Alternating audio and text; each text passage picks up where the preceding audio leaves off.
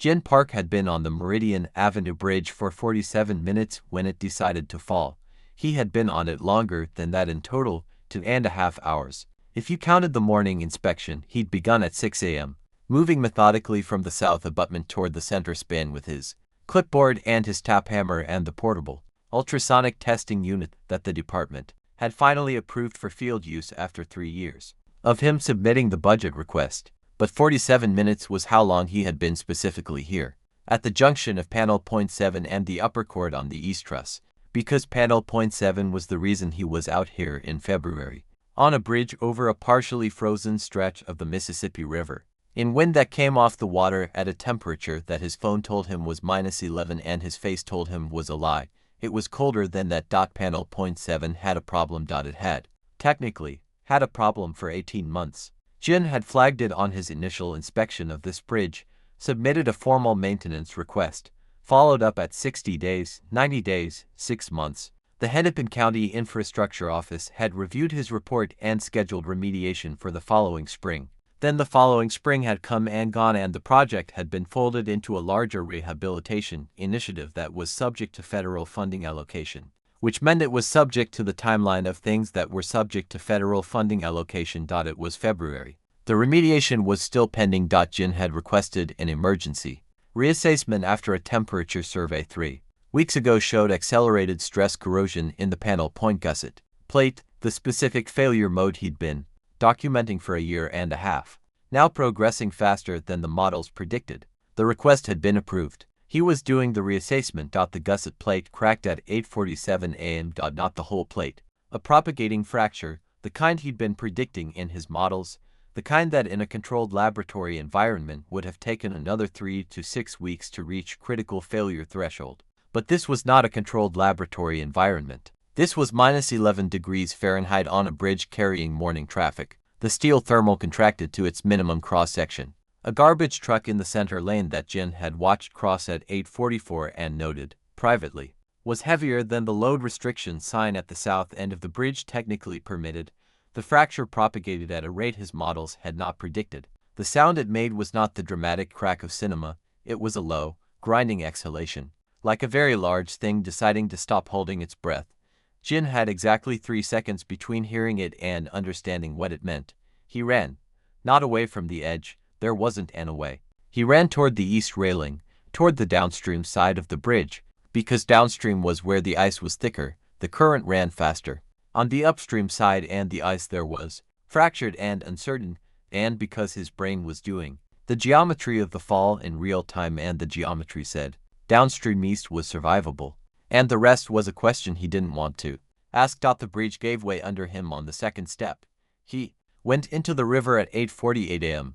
Eli Northwind had been at Station 14 for 6 years, and in that time he had done ice rescue on the Mississippi 41 times. He knew the river the way the Ojib side of his family had always known it, not as infrastructure or scenery, but as a living thing with preferences and moods and a long memory. His grandmother had grown up on the Red Lake Reservation and had taught him, when he was small, that water remembered everything that had ever moved through it. He had found this idea more useful than any technical manual when he was learning ice rescue, because it gave him a frame for what the river communicated, what the surface texture meant, what the color of the ice said about its depth and integrity, where the current ran underneath and what it would do to a person who went in.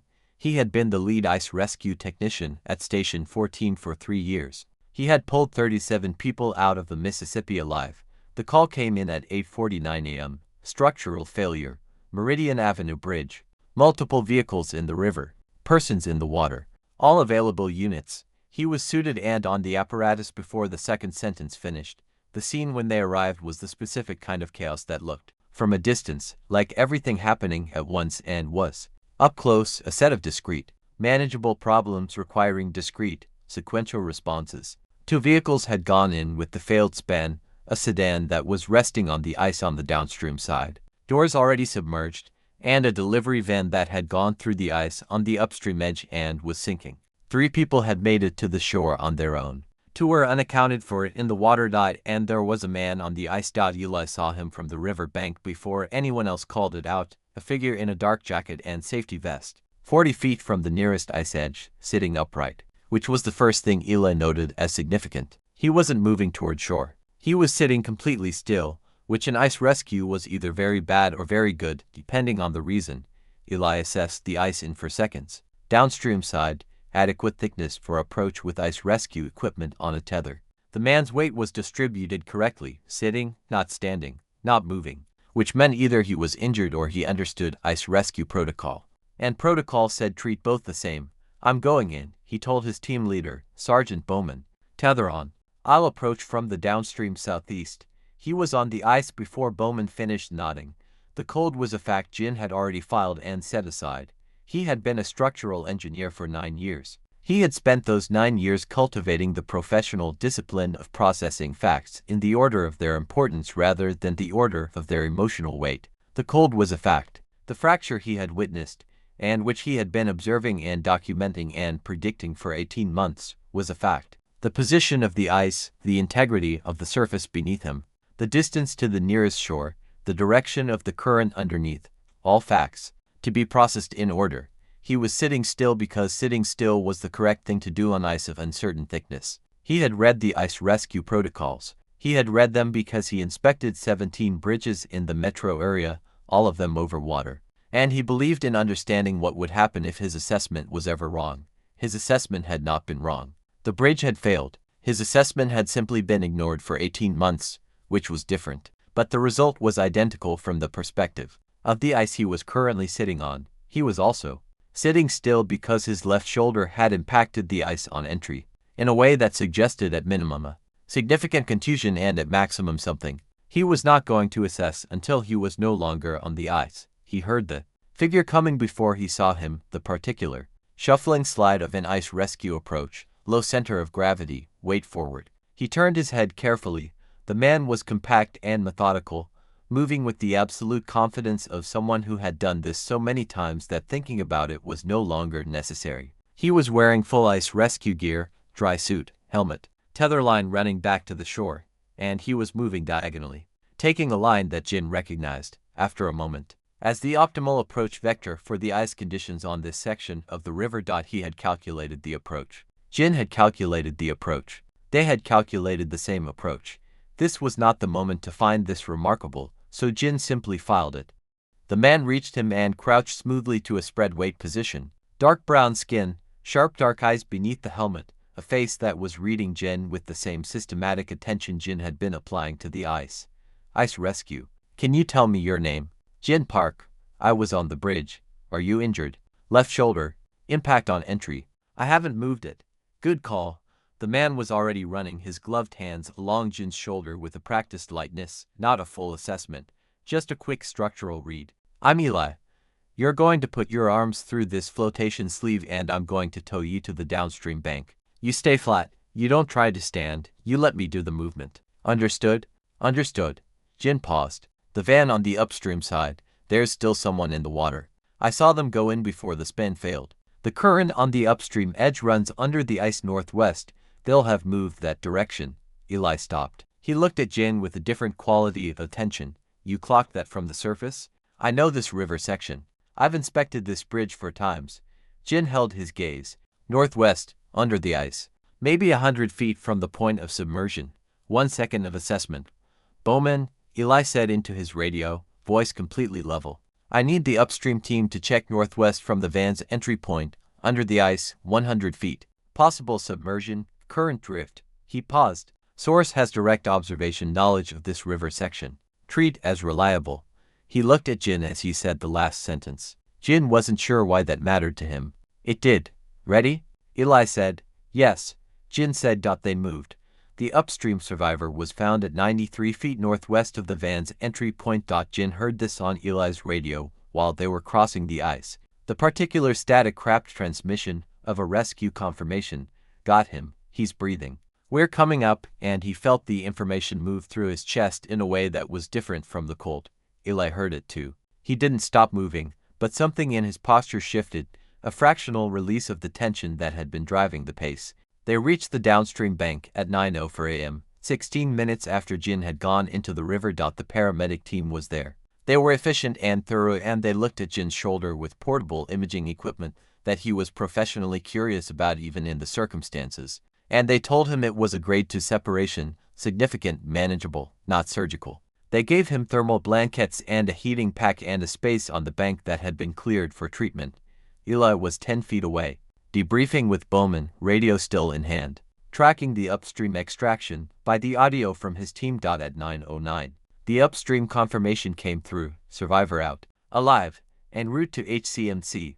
Eli ended the radio call. He stood still for a moment with his hand on the radio, facing the river. Then he turned around. Jin was looking at him. Eli walked over. He crouched to Jin's level, the same fluid, effortless crouch he'd used on the ice, the economy of motion of someone who never wasted a physical action.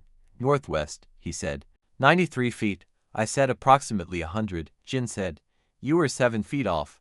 The current velocity on this section in February runs at roughly 0.6 meters per second. If submersion was 50 seconds before I gave you the information, which I estimate it was, the drift would be approximately 30 meters. Roughly 100 feet. I rounded. Eli looked at him for a moment. You did that math on the ice, with a separated shoulder, while waiting for rescue. I had time, Jin said. I was sitting still. Eli made a sound that was not quite a laugh but occupied the same space. Something that arrived and departed quickly, leaving his expression different from how it had found it, less contained, more visible. We need to get you to the hospital, he said. I know. Jin paused. The bridge is going to be investigated. I filed 3 assessment reports on panel point 7. The gusset plate failure I documented. There will be a record. Something moved in Eli's expression. You knew it was going to fail, he said. I knew it was an active failure progression. I knew the remediation schedule was inadequate for the rate of deterioration. Jin's voice was level. I was on the bridge doing a reassessment. I was trying to generate the data that would force the schedule forward. A pause. Were you on the bridge alone? Eli asked. Yes. An emergency reassessment of a bridge in active failure progression. Alone. The department doesn't fund additional personnel for single-span inspections. Eli looked at him with an expression that Jin could not fully categorize. It was not pity and it was not admiration, exactly. But it existed somewhere in the territory between those things, in a region that felt more personal than either. The man who went in upstream, Eli said. He's alive because you were paying attention on the ice. Jin said nothing. You went into a river in February with a separated shoulder and you were still tracking the current drift, Eli said. He stopped. Started again. That's not nothing. It's what the situation required, Jin said. Yeah. Eli held his gaze. You do that a lot. Only do what the situation requires. Jin looked at him. He was aware of the thermal blanket and the cold and the paramedics moving around them and the river behind Eli.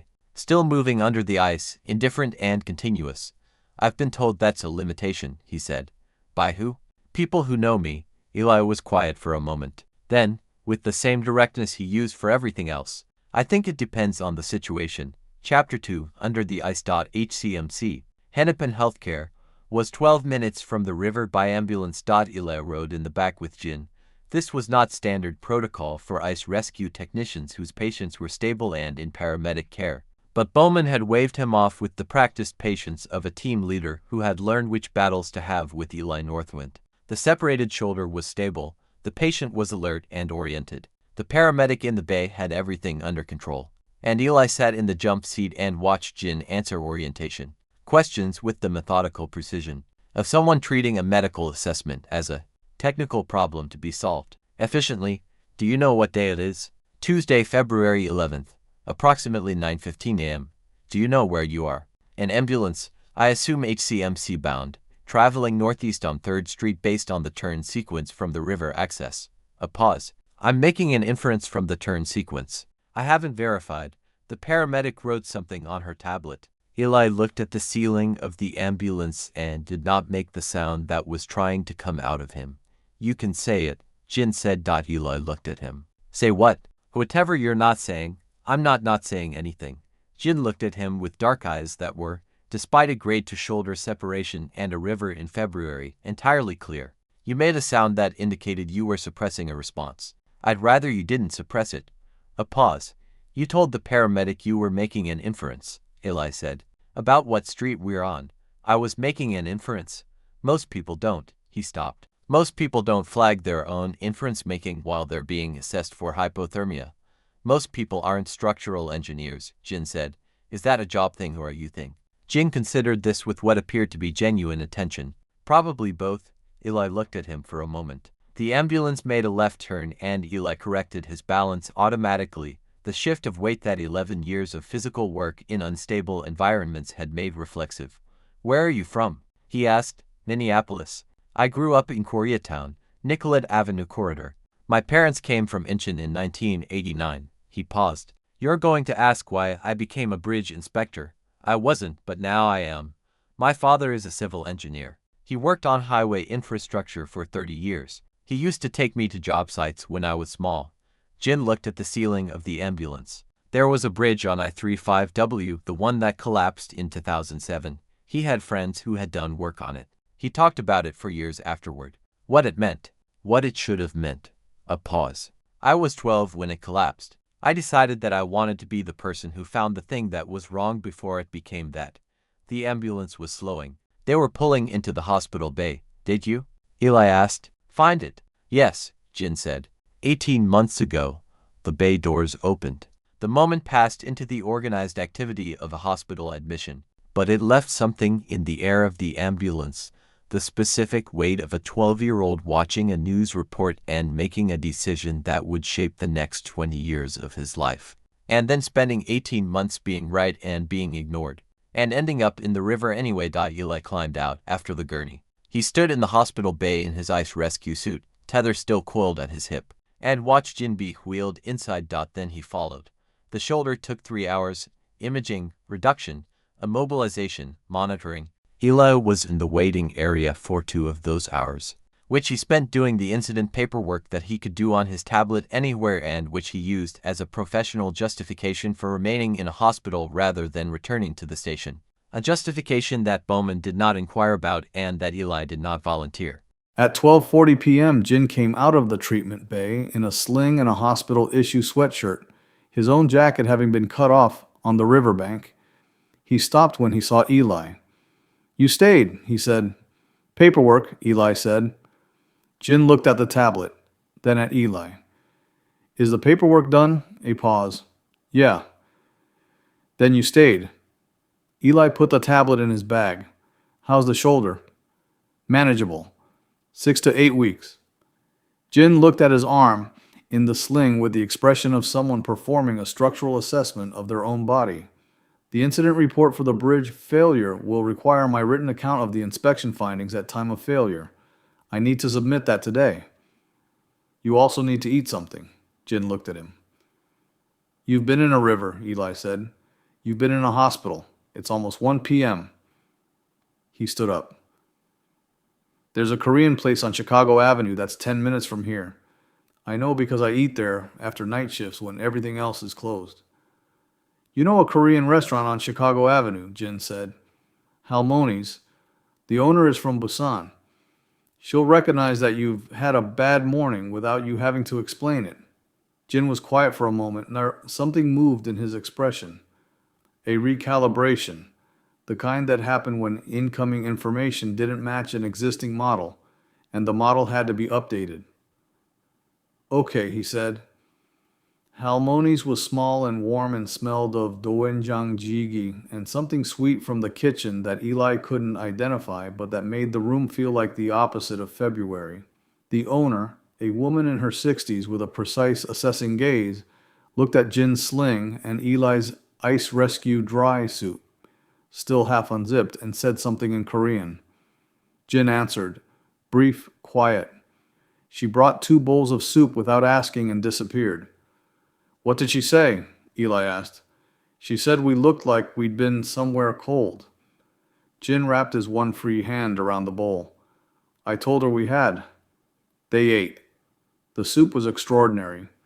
The specific comfort of food that understood exactly what the situation required, which Jin noted aloud with the careful, unpretentious precision of someone who rarely gave compliments but meant them completely when he did. Tell me about the river, Jin said. Eli looked up. What about it? You knew the ice on the downstream side before you assessed it. You chose the approach vector before I could see your face clearly enough to read your expression. You'd already made the decision. Jin held his gaze. You know that river. I do, Eli said. How? Eli was quiet for a moment. The question was simple and the answer was not, and he was deciding how much of the not simple answer to give. My grandmother is from Red Lake, he said. Ojibwe. She grew up knowing the Mississippi the way her mother and her grandmother knew it, not as a feature of the landscape, as something alive, something that communicated. He paused. When I started ice rescue training, the technical knowledge made sense to me immediately because I already had a framework. I already understood that water tells you things if you know how to listen. Jin was looking at him, with the quality of attention he gave to Bridges, full, direct, methodical. What does this section of the river say? Jin asked. In February? Eli considered. That it's tired. The freeze-thaw cycle here is punishing. The river ice is never stable for long because the current below is too strong. It holds just long enough to be convincing, and then it doesn't. He looked at his soup bowl. My grandmother used to say that the most dangerous thing was anything that looked stable but wasn't. He paused. She wasn't talking about ice. Jin was quiet. The bridge, he said, finally. Panel point 7.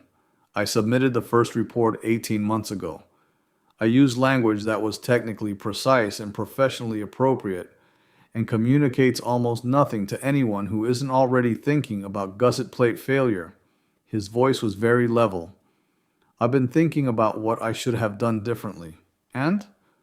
I should have written the report for the people who drive the bridge, not the people who review the budget. He looked at his bowl. I knew what was happening. I wrote about it in the language of the people who weren't listening. He stopped. That's a mistake I'm not going to make again. Eli looked at him for a long moment. You're going to file a 4th report. A full public account. The inspection history, the remediation requests, the timeline, the failure event. In plain language with the photographs. He paused. It's going to be uncomfortable for several people. Good, Eli said. Jin looked at him. You said that like you meant it. I did mean it. Eli leaned forward slightly. You were right for 18 months. You were right this morning. The uncomfortable part isn't your problem. It belongs to the people who had the information and chose the budget over the bridge. Something moved in Jin's expression. The contained, careful quality of it shifted, not breaking open exactly, but becoming more permeable, allowing something through that the professional surface had been keeping orderly. Can I ask you something? Jin said. Yes. Why did you stay? At the hospital. Eli looked at him across the table. The soup was half gone. Outside, the February afternoon was doing what February in Minneapolis did, persisting, gray, and relentless, indifferent to the lives being lived inside the restaurants and hospitals and ambulances that ran through it. Because you were on the ice doing structural math with a separated shoulder, Eli said. Because you gave me information that saved someone's life while you were waiting to be rescued. Because you said the most interesting thing anyone has said to me in a very long time, that the cold was a fact you'd already filed and set aside. He paused. Because I wanted to hear what you'd say next. The silence between them was different from the silences of the ambulance and the hospital. It was the silence of two people who had stopped performing necessity and were simply sitting with what was true. I don't usually, Jin started. I know, Eli said, gently, not cutting him off, just letting him know the sentence didn't need to finish. Jin looked at him. How do you know? Because you told me that only doing what the situation requires is a limitation. People have noticed. Eli held his gaze. This isn't a situation that requires anything. This is soup. A pause. Something that was almost a smile moved at the corner of Jin's mouth. Brief, careful, entirely genuine. The soup is very good, he said. Yeah, Eli said. It is. Chapter 3. The Thaw. The incident report took Jin 4 hours. He submitted it at 5:30 p.m. from his apartment on the south side of the uptown neighborhood, sitting at his desk with his left arm in a sling and a cup of tea going cold at his elbow. The report was 43 pages. It included the original inspection findings from 18 months ago, the subsequent maintenance requests with their acknowledgement records and scheduling deferrals, the thermal survey data from 3 weeks prior, the ultrasonic test results from that morning's inspection, up to the point of failure, and a factual account of the failure event itself, written in the plain, declarative language of someone who had decided that precision and accessibility were not mutually exclusive. He sent a copy to the Hennepin County Infrastructure Office, the Minnesota Department of Transportation, the city council representative for his district, and the Minneapolis Star-Tribune. Then he sat for a moment in the quiet of his apartment and did not feel the particular relief he had expected to feel. He thought about Eli Northwind moving across the ice toward him with the absolute unhurried certainty of someone who had read the surface and understood exactly what it would hold. He thought about the sound in the ambulance that Eli had been trying not to make. He thought about the way Eli had said, "I wanted to hear what you'd say next," with the matter-of-fact directness of someone who had decided that honesty was less complicated than performance. He picked up his phone. He set it back down. He picked it up again. "The report is submitted," he typed. 43 pages. A pause. Then, "How many did you say it would take to make someone listen?" Jin looked at this. "I said I was going to write it in plain language this time. I don't know the page count that corresponds to." "How long is the plain language version?" 43 pages, 3 dots. Then, "I don't think page count is the variable." "No," Jin typed. "I think the variable is who reads it. Then make sure the right people read it." Jin looked at the text, then at the window. The Minneapolis evening, the streetlights coming on, the particular blue of a winter sky at 5:30 when it had decided to be dark. "I sent it to the Star-Tribune," he typed. "There you go," Eli replied. And then after a pause, "How's the shoulder?" "Managed." "You need to eat again." "I have tea." "That's not food." Jin looked at his phone. Something moved in his chest that was less complicated than he'd expected it to be. "I don't usually..." That was what he'd started to say in the restaurant. And Eli had let the sentence go unfinished, and Jin had been grateful, because the end of the sentence was something like, "I don't usually know what to do with someone paying attention to me in a way that isn't about the problem I'm solving." And he still wasn't entirely sure what to do with it. But the not knowing felt different than it usually did. It felt like something that had room to figure itself out. "There's a Korean barbecue place on Lyndale," he typed. "It's not far from the river. I've been meaning to go. 3 dots. Longer this time. I'm off shift at 8. Jin looked at this for a moment. "8 works," he typed. They met at 8:15. Eli had changed out of the ice rescue suit. Dark jacket, dark jeans, the easy physical presence of someone who moved through the world without negotiating with it. He was at the entrance when Jin arrived, hands in his pockets, watching the street with the attentive stillness of someone who was always reading their environment, even when there was nothing specific to read. He looked at Jin's sling. "You drove?" "Left hand," Jin said. "The car is automatic." "Of course it is." Inside, the restaurant was warm and loud in the specific way of Korean barbecue. The hiss and smell of the grill, the communal geography of shared food, the particular democracy of a table where everyone reaches across everyone else and nobody apologizes for it. They ordered. The grill came on. Eli managed the meat with the same efficient, unpretentious competence he brought to everything, monitoring the heat and the timing and rotating the cuts without making a project of it. Jin watched him do this and thought that this was a consistent feature of Eli Northwind. He did the thing that needed doing without announcing that he was doing it. "The report is going to get picked up," Eli said. "Probably," Jin said. "The documentation is thorough." "How do you feel about that?" Jin considered. This was a question he had been asked before. By his parents, by the 2 friends who had enough patience for his particular brand of extended internal processing. And he had never found a satisfying answer for it, because his feelings about things rarely arrived in the tidy, nameable forms that conversation expected. "The bridge failed," he said. Someone went under the ice. He's alive because the current moved the way I predicted, and your team found him. The man in the sedan made it to the ice. I made it to the ice." He turned the meat on the grill, mirroring what Eli had done, his one usable hand managing it carefully. "I've been carrying the bridge for 18 months. I'm ready to let other people carry it for a while." Eli looked at him. "And how do you feel about that?" I said, "You told me what happened. I asked how you feel about it." Jin looked at the grill, then at Eli. "Lighter," he said. Eli nodded. He let it sit, didn't expand on it, didn't affirm it in the way that made feelings into performances, just acknowledged it. With the same economy he brought to everything, they ate. They talked about the river, about the freeze patterns and what they predicted for the next 6 weeks, about the way the ice shifted in March when the temperature started swinging, and the most dangerous week was not the deep cold, but the transitional week, when people stopped respecting the surface because it had started to look like spring. Jin asked questions about ice rescue protocol, and Eli answered them with the thoroughness of someone who had found, unexpectedly, a person whose questions were worth the complete answer. "You read everything," Jin said. It wasn't a criticism. "I read what I need to know," Eli said. "Ice behavior, thermodynamics, rescue systems engineering, it's all connected. The way the bridge is connected.